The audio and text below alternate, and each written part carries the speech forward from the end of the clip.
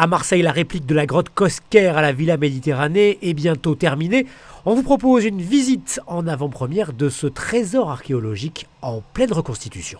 Donc Henri Cosquer a découvert la grotte en 1985. Il a d'abord pas du tout vu que c'était une grotte pariétale. Il a vu aucune œuvre dedans. Pour lui, c'était une grotte géologique incroyable. Donc il est arrivé au niveau de la plage. C'est un lieu qui est assez large, qui ressemble réellement à une plage, d'où le nom qui lui a été donné.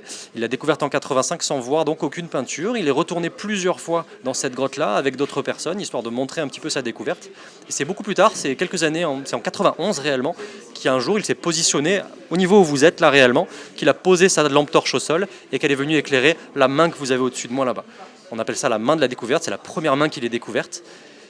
Et en se rendant compte de cette présence-là, il s'est dit, bon, il faut peut-être que j'explore un petit peu plus. Et donc il a commencé à fouiller légèrement les parois de cette magnifique grotte.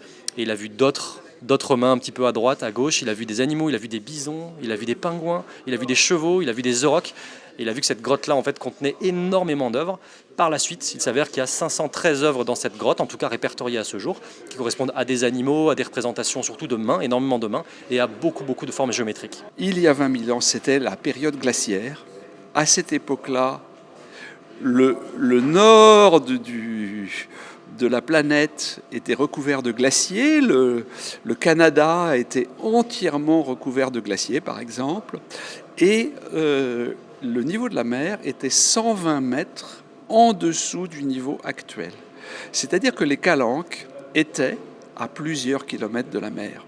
Les hommes préhistoriques avaient reproduit les animaux qui étaient ceux de leur environnement. Et parmi ces animaux, il y avait des pingouins, des phoques, qui est donc au large de Marseille, et sur terre, des bisons, des chevaux sauvages, des lions. On travaille avec des tablettes et c'est avec ça qu'on définit les zones et en fait, on s'appuie sur la vraie grotte, sur les vraies photos, sur relevé topographique de l'original.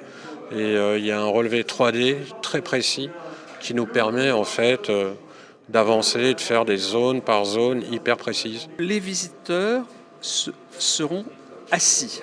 Ils seront assis sur des petits véhicules que nous appelons des modules d'exploration, sur 2 banquettes. Il y a 6 visiteurs sur chaque véhicule. Et ces véhicules avanceront très lentement en laissant le temps d'expliquer, d'entendre notre guide qui leur parlera à travers un casque. Et les conditions de visite seront absolument optimales. Les premiers visiteurs sont attendus en juin 2022.